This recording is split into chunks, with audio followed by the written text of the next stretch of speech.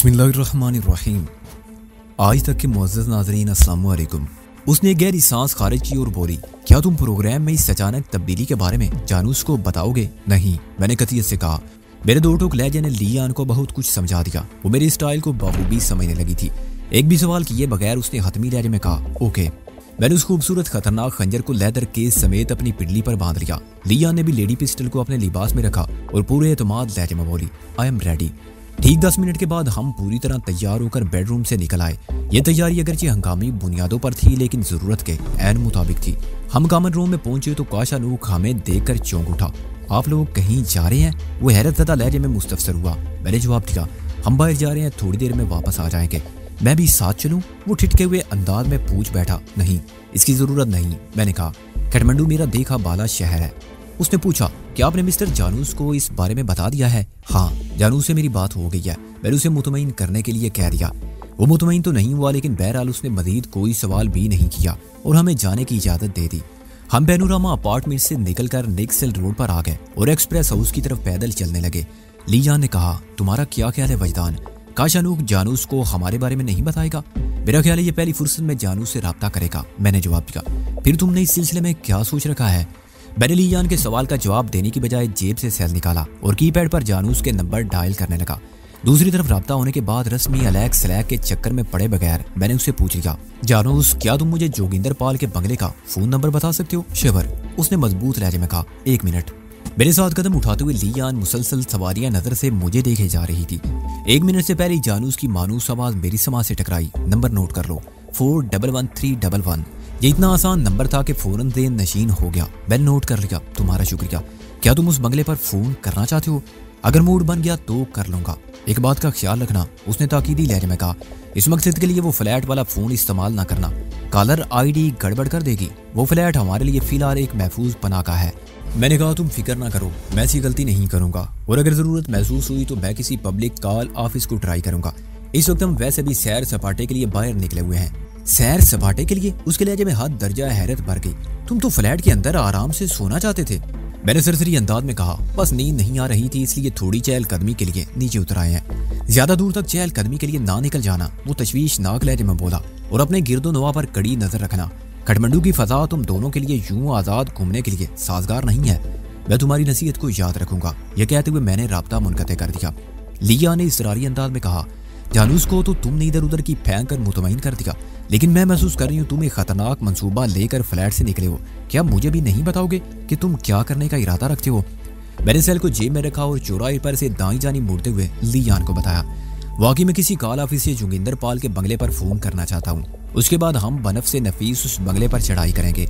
एक लम्हे को रुककर मैंने सनसनाते लहजे में कहा, मैसाइल के सिलसिले में रात ढलने का इंतजार नहीं कर सकता लियान।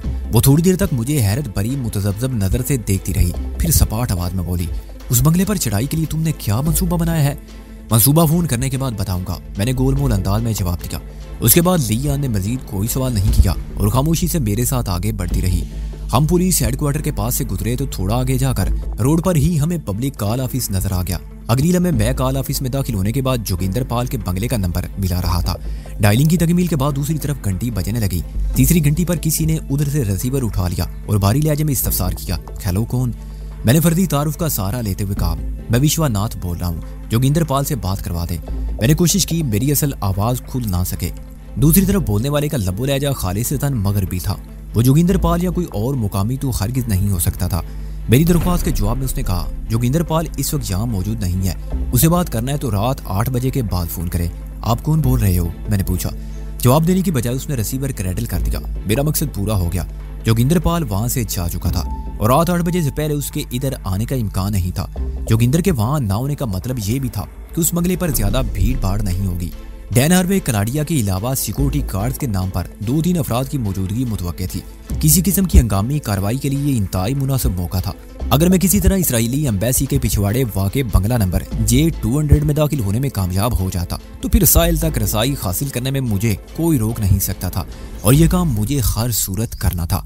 हम कॉल ऑफिस से बाहर निकले तो लिया ने इस्तफसार किया, मंसूबा पक गया। उसके सवाल में इतनी सादगी थी कि मैं चौंक कर उसे देखने लगा। मुझे यूं महसूस हुआ जैसे कोई भूखा बच्चा बड़ी मासूमियत से अपनी माँ से पूछ रहा हो, मम्मा खाना पक गया? हाँ पक गया, मैंने गंभीर अंदाज में जवाब दिया। बस दम पर लगा हुआ है। वो कदरे जून जला गई। क्या बंगले के अंदर दाखिल होने के बाद बताओगे? नहीं, टैक्सी से निकलने के बाद। टैक्सी? बोली ज्यादा लहजे में बोली। कौन सी टैक्सी? फैजान तुम्हारी तबीयत तो ठीक है ना? उसके इस्तफसार में तशवीश तर आई। इस वक्त हम पैदल चल रहे हैं, तुम कौन सी टैक्सी में निकलने की बात कर रहे हो? मैंने बदसूर संजीदा लहजे में कहा, जिस टैक्सी में हम बैठने जा रहे हैं। मैं इससे कबल के वो कोई और सवाल करती बेकरीब से गुजरती हुई एक खाली टैक्सी को हाथ के इशारे से रोक चुका था। अगली लम्हे हम मजकूरा टैक्सी की अकबी नशिस्त पर बराजमान हो चुके थे। मैंने टैक्सी ड्राइवर से चाइनीज एम्बेसी चलने को कहा। टैक्सी बालूवतर रोड पर शुमाल की समत बढ़ने लगी। मैंने निशस्त की पूछ से टेक लगाकर आंखें बंद कर ली। जालूस ने फ्लैट पर मुझे जो 3 पोस्ट कार्ड तस्वीर दिखाई थी, उनमें एक तस्वीर जोगिंदर पाल की भी थी। मैंने विनोद, विक्रम और जोगिंदर के खदोखाल को अच्छी तरह ज़हन नशीन कर लिया था। आंखें बंद कर दी। मैंने जोगिंदर पाल के नक्शो निगार को जहन में उभारा और तीसरी आंख के तफैल उसके माहौल में पहुंच गया। वो इस वक्त एक लग्जरी गाड़ी की पिछली सीट पर बैठा कहीं जा रहा था। मैं थोड़ी देर तक उसके माहौल में रहा, फिर टैक्सी में हाजिर हो गया। इस तरह उस शख्स की बात की तस्दीक हो गई जिससे थोड़ी देर पहले मैंने विश्वानाथ की हैसियत से बात की थी। अब रात 8 बजे से पहले जोगिंदर पाल इधर का रुख करने वाला नहीं था।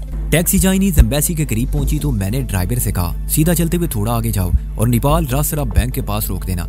टैक्सी ड्राइवर ने मेरी हिदायत पर अमल किया और हमें मतलूबा मुकाम पर ड्रॉप कर दिया। इस वक्त हम बालूवतर रोड पर चाइनीज और रशियन एम्बेसीज के तकरीबन बस में खड़े थे। टैक्सी वहां से रुखसत हो गई तो लियान ने ठहरे हुए लहजे में पूछा, मेरा ख्याल है अब तो तुम्हारा मंसूबा दम से उतर आया होगा। बिल्कुल उतर आया है, मैंने इस बात में सर हिलाया।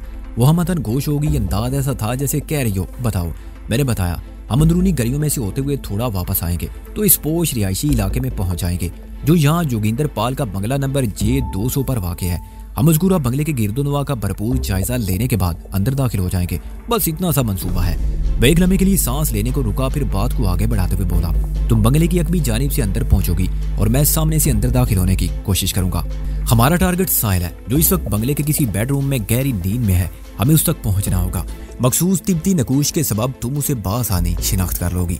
दिन दहाड़े साहिल के अलावा इस बंगले में मौजूद तमाम अफराद जाग रहे होंगे। मेरा ख्याल है हमें ज्यादा मुज़ाहमत का सामना नहीं करना पड़ेगा। लिया ने 2-4 अहम सवाल किए। तुम्हारे अंदाजे के मुताबिक इस बंगले पर इस वक्त कितने अफराद मौजूद होंगे? मेरा ख्याल है डैन हार्वे और कलाडिया के अलावा 2-3 सिक्योरिटी गार्ड्स वगैरह हो सकते हैं। मैंने अपने अंदाजे का इजहार कर दिया। वो पूरे एतमाद अंदाज में बोली, फिर तो कोई मसला नहीं, इन लोगों से निमटना हमारे लिए कुछ मुश्किल नहीं होगा। तो फिर चलें। मैंने सवालिया नजरों से उसे देखा। वो मेरे साथ कदम उठाते हुए पूछने लगी, वापसी में सवारी के लिए तुमने क्या सोच रखा है? वहाँ बंगले में कोई भी संगीन सूरत पेश आ सकती है और ज्यादा इम्कान इस बात का है कि हमें हंगामी हालात में वहाँ से निकलना होगा। ठीक कहती हो, मैंने कहा। मुझे उम्मीद है बंगला नंबर J200 में कोई ना कोई गाड़ी जरूर मौजूद होगी जो हमें वहाँ से फरार में मदद दे सकती है। और अगर ऐसा ना भी हुआ तो मेरी आवाज भर्रा गई तो मैं साहिल को पाने के बाद तो हवा में उड़कर भी यहाँ से जा सकता हूँ। मेरा आखिरी जुमला जज्बाती मगलूबियत का गुमाज था। मैं भला क्यों कर उड़ सकता था, लेकिन इन लम्हात में लीजान ने जरा सा भी हैरत का इजहार नहीं किया। वो मेरी हैरत अंगेज सलाहियतों के इतने मनाजर देख चुकी थी कि शायद मेरी सुनने वाली बात को भी सच समझ बैठी थी। मैंने कोई वजाहत करना जरूरी ना समझा और खामोशी से आगे बढ़ता चला गया। जल्दी हम बंगला नंबर J200 तक पहुंच गए। हमने आइंदा 10 मिनट में अच्छी तरह घूम फिर कर बंगले का जायजा ले लिया। वो एक आलीशान सिंगल स्टोरी बंगला था। अकबी दीवार की ऊंचाई 8 फुट रही होगी। इस दीवार के ऊपर किसी किस्म की हिफाजती खारदार बाड़ नजर नहीं आ रही थी और ना ही किसी तरह के कांच के टुकड़े नस्ब थे। गोया इस बात के इम्कानात पैदा हो गए थे कि अंदर की जानिब कोई मुसल्ला गार्ड हो सकता था। मैंने लियान की तरफ देखते हुए पूछा, इस दीवार को फलांग कर अंदर चली जाओगी या मैं इस सिलसिले में तुम्हारी मदद करूं? मैं यह काम कर लूंगी। वो पूरा दम लहजे में बोली, तुम बंगले के सामने वाले हिस्से में पहुंचो। अंदर पहुंचकर हमें एक साथ रेड करना चाहिए। बंगला सिंगल स्टोरी है, इसलिए मेरा ख्याल है हम जल्दी एक दूसरे से आ मिलेंगे। ओके। मैंने अलविदाई नजर से लियान को देखा। Wish you good luck. Same to you, उसने मजबूत लहजे में कहा। मैं तेज कदमों से चलते हुए बंगले के सामने वाले हिस्से की जानिब बढ़ने लगा। पहले फेरे में मैंने बंगले के गेट पर एक मुसल्ला सिक्योरिटी गार्ड को अलर्ट खड़े देखा था। अब उससे निमटने का वक्त आ गया था। मैंने अपने GSM सेल को साइलेंट अलर्ट पर रखकर जींद में ठोंस लिया। मैं बंगले के सामने वाले हिस्से में पहुंचने के बाद गेट की तरफ बढ़ा तो गार्ड हद से ज्यादा अलर्ट हो गया। मैंने उसके करीब पहुंचकर सर की खफीफ सी जुम्बश से उसे हेलो किया, फिर पूछा, क्या मिस्टर जोगिंदर पाल यहीं रहता है? तुम कौन हो और जोगिंदर पाल के बारे में क्यों पूछ रहे हो? वो खड़े लहजे में बोला, मैं उससे फौरन मिलना चाहता हूँ। मैंने चौकन्ना नजर से गार्ड का जायजा लेते हुए कहा। वो मेरे अंदाज को देखते हुए और मोहतात हो गया। जोगिंदर पाल इस वक्त बंगले में नहीं है और तुम अपनी शनाख्त कराए बगैर अंदर नहीं जा सकते। शनाख्त? मैंने बरहमी से उसे देखा। मैं जोगिंदर का बाप हूँ। क्या तुम मुझसे शनाख्त मांगोगे? बात के इख्तिताम तक मेरा अंदाज हित अमेज हो गया। मैं दानिस्ता इस किस्म की जारियाना गुफ्तगू करके उसको फराइज से गाफिल कर रहा था। इससे पहले कि वो गार्ड मेरे सवाल का जवाब देता, अंदर से किसी ने पूछा, किससे उलझ रहे हो विजय? कोई शख्स खुद को जोगिंदर साहब का बाप बता रहा है। विजय नामी उस गार्ड ने मुतामलाना अंदाज में कहा, राजेश तुम आकर देखो ये क्या चक्कर है। मैं आ रहा हूँ, अंदर से राजेश ने कहा। वो बहुत ही नाजुक लम्हा थे। एक गार्ड को तो मैं बातों में उलझा चुका था, दूसरा भी सामने आने वाला था। अगर मैं बैक वक्त उन दोनों को शिकार कर लेता तो मुज़ाहमत दम तोड़ने पर मजबूर हो जाती। फिर कलाड़िया और फ्राडिया डैन खारवे से निमटना हमारे लिए मुश्किल ना रहता। मैं ये सोच रहा था कि दूसरा राजेश नामी गार्ड गेट पर नमूदार हुआ। उसने बाहर आकर एक तनकीदी नजर मुझ पर डाली, फिर कबल इसके कि वो मुझसे पूछता। बंगले के कभी हिस्से में गोली चलने की मखसूस आवाज उभरी। इस आवाज ने गोया मुझे ग्रीन सिग्नल दे दिया। मैं चश्मे ज़दन में समझ गया उस तरफ लियान ने महाज संभाल लिया था। मैं भला क्यों उससे पीछे रह सकता। गोली की आवाज पर दोनों गार्ड ने उलझन ज़दा नजरों से एक दूसरे को देखा। लम्हे भर के लिए उनकी निगाहें मुझसे हट गईं। मेरे लिए वो लम्हा सदियों की मोहलत का खामी था। मैंने बड़ी सूरत से हरकत में आते हुए विजय को एक जोरदार फ्रंट किक मारी। राजेश की जानिब मुतवज्जो होने की वजह से उसकी पुश्त मेरी समत हो गई थी। मेरी किक बड़े भरपूर अंदाज में उसके कंधों के ऐन वस में लगी और वो लड़खड़ाते हुए राजेश की तरफ गया। वो दोनों एक दूसरे से टकरा कर उलझे और खुले हुए गेट से अंदर जा पहुंचे। मैंने एक लम्हा जाया किए बगैर एक लंबी जस्त भरी और उनके सर पर पहुंच गया। अब हम तीनों बंगले के अंदर थे। मैंने गेट को बंद करके अंदर से कुंडी लगा दी और उन गार्ड की जानिब मुतवज्जो हो गया। वो इस अचानक टूट पड़ने वाली इफ्ताद पर बुरी तरह बुखलाए हुए थे। इससे पहले कि वो संभल कर मुझे अपनी गन का निशाना बनाने की कोशिश करते, मैंने उन्हें आड़े हाथों ले लिया। विजय उठकर जैसे ही मेरी समत पलटा, मैंने उसके गन बरदार हाथों पर एक तेज रफ्तार क्रीसेंट किक दे मारी। गन उसके हाथों से छूटकर दूर लान पर जा गिरी। मैंने फ्रंट पर आते हुए उसके चेहरे पर एक धांसू किस्म का पंच रसीद कर दिया। वो बिलबिलाते हुए पीछे को गया। मैं पलटकर राजेश की जानिब मुतवज्जो हो गया। राजेश इसी दौरान में संभल कर खड़ा हो चुका था। मैंने सेकंड के 1000वें हिस्से के लिए भी उसे अपनी निगाह से ओझल नहीं होने दिया। उसने जैसी गन मेरी जानिब सीधी की, मैं खतरनाक राउंड उसकी चला चुका था। मेरी कोशिश थी कि इस बंगले में फायरिंग की नौबत ना आए। मैं खुआ मुखा आसपास के लोगों को इस तरफ मुतवज्जो नहीं करना चाहता था। मेरी जोरदार राउंड हाउस राजेश की बगल में लगी तो रद्देमल के तौर पर उसके दोनों हाथ फता में उठ गए। मैंने तेजी से नीचे बैठते हुए बैक स्वीप चला दी। अगली लम्हे वो मुंह के बल ड्राइव वे के पुख्ता फर्श पर आ रहा। गन नूज उसके हाथों में दबी हुई थी। मैंने उठकर उस पर एक भरपूर हमला कर दिया। मेरे पांव की धुआंधार ठोकर उसकी कलाई पर लगी तो उसके हाथ गन को छोड़ने पर मजबूर हो गए। मैंने घुसीला ठुड्डा मारकर राजेश की गन को भी विजय की गन के पास सरसब्ज लान पर पहुंचा दिया। राजेश तकलीफ की शिद्दत से करा रहा था। मेरे पास इतना वक्त नहीं था कि उसकी तकलीफ को दूर करने के लिए मरमकारी में लग जाता। मैंने नीचे झुककर उसकी चरबीली गर्दन को अपने दाएं बाजू की गिरफ्त में लिया और एक मखसूस झटका देकर उसे 2 घंटों के लिए अंटा गफील कर दिया। अब उसकी तरफ से किसी किस्म की मुज़ाहमत का अंदेशा बाकी नहीं रहा था। खड़े होने से पहले मुझे एक और हंगामी कदम उठाना पड़ा। चेहरे पर मेरे पंच का तमगा सजाकर मुंह मोड़ने वाला विजय वापस लौट आया था और रकम से मुझ पर हमलावर होने का इरादा रखता था। मैंने उसकी नीयत को भांपते हुए अपने बदन को एक खास जाविये से ट्विस्ट किया और हाफ व्हील किक चला दी। फुल व्हील किक की बनिस्बतन इसमें दुगनी पोशीदा कुव्वत थी। मेरे पांव की एड़ी ने उसकी ठोड़ी पर बोसा दिया। वो कराते हुए पीछे को गया। मैंने आगे बढ़कर उसे मुक्कों पर रख लिया। मेरे खून को और पंच ने उसकी नाक मुंह से खून छुड़ा दिया। उसकी समझ में नहीं आ रहा था वो क्यों कर मेरे ताबड़तोड़ हमले का जवाब दे। वो बड़ी मुश्किल में था। इसी नासमझी के दौरान में मैंने उसकी गर्दन पर वाक़ई एक मखसूस नस को दबाकर उसे भी उसके साथी के पास पहुंचा दिया। उसकी मुश्किल आसान हो गई थी। अब वो भी राजेश से पहले होश में आने वाला नहीं था। मैंने उन दोनों पर इत्मीनान भरी नजर डाली और लान की समत बढ़ गया। मैंने लान की घास पर से दोनों गन्स को उठा लिया और मोहतात अंदाज से बंगले की अंदरूनी जानिब कदम उठाने लगा। बंगले के अगले हिस्से में एक फायर के बाद किसी किस्म की कोई आवाज नहीं उभरी थी और अंदरूनी जानिब भी सन्नाटे का राज था। इस सूरत हाल ने मुझे तशवीश में मुब्तला कर दिया। एक लम्हे के लिए मेरे दिन में ये भी ख्याल उभरा कि कहीं वो बंगला खाली तो नहीं। लियान को अंदर दाखिल हुए 5 मिनट से ज्यादा हो गए थे। अभी तक वहां उठा पटक शुरू हो जाना चाहिए थी। कहीं ऐसा तो नहीं लियान के साथ कोई हादसा पेश आ गया हो? नहीं, ऐसा नहीं हो सकता। मेरे दिल ने फौरन तरदीद कर दी।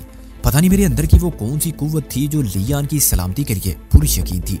शायद मैं उसे कोई गजिंद पहुंचते हुए नहीं देखना चाहता था। मैंने गेट पर विजय और राजेश से जो मारामारी की थी उसकी खबरगिरी के लिए बंगले के अंदरूनी हिस्से से निकलकर किसी को गेट की तरफ जरूर आना चाहिए था। यह पुरस्रार खामोशी मुझे अनगिनत वहमों में डाल रही थी। मैंने पब्लिक कॉल ऑफिस से थोड़ी देर पहले इस बंगले में फोन पर एक शख्स से बात की थी। फिर इस सन्नाटे और खामोशी का क्या मतलब था? बंगले के अंदरूनी हिस्से में कदम रखने से पहले मैंने लियान की खबर लेने के बारे में सोचा और अकबी जानिब बढ़ गया। मौजूदा सूरत हाल ने मुझे उसकी तरफ से गहरी तशवीश में मुब्तला कर दिया था। गन्स को मैंने एक महफूज आड़ में छुपाया और बंगले के अकबी हिस्से में पहुंच गया। वहाँ मैंने एक बावर्दी मुसल्ला गार्ड को ऊंधे मुंह जमीन पर पड़े देखा तो फौरन समझ गया इसे लियान ने शिकार किया था। मैंने झुककर उस गार्ड का जायजा लिया। उसकी वर्दी में ऐन दिल के मुकाम पर नमूदार होने वाले सुराख ने मुझे बताया कि वो दुनिया और माफिया से बहुत दूर जा चुका था। सीधा होने के बाद मैंने इधर उधर निगाह दौड़ाई मगर लियान मुझे कहीं दिखाई ना दी। इससे यही जाहिर होता था वो इमारत के अंदरूनी हिस्से में दाखिल हो चुकी है। मैंने एक दरवाजे के हैंडल पर दबाव डाला तो वो खुलता चला गया। अगले लम्हे मैं इमारत के अंदर था और उसी वक्त मुझ पर जाहिर हुआ कि इस तरफ इतनी खामोशी और सन्नाटा क्यों था। मैंने खुद को एक साउंड प्रूफ जोन में पाया। साउंड प्रूफ फजा का अंदाजा मुझे इस बात से हुआ कि अंदर कदम रखते ही वो खामोशी और सन्नाटा यकसर जाता रहा। किसी करीबी हिस्से से उभरने वाली उठा पटक की मखसूस आवाजें मेरी समात तक पहुंची तो मुझे ये अंदाजा कायम करने में कतई दिक्कत का सामना नहीं हुआ कि लियान उस तरफ निबर्द आदमा थी। वो यल करते हुए किसी पर हमलावर हो रही थी। मेरी उसी सम दौड़ लगा दी।